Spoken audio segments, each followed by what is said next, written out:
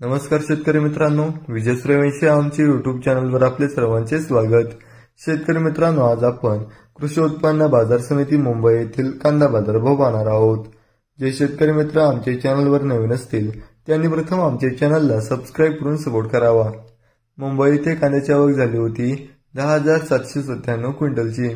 कांद्याला भाव भेटला आहे किमान दर 2,500 रुपये, कमाल दर 3,300 रुपये, सर्वसाधारण दर 2,900 रुपये असे होते मुंबई येथील प्रति क्विंटल मधील कांदा बाजार भाव।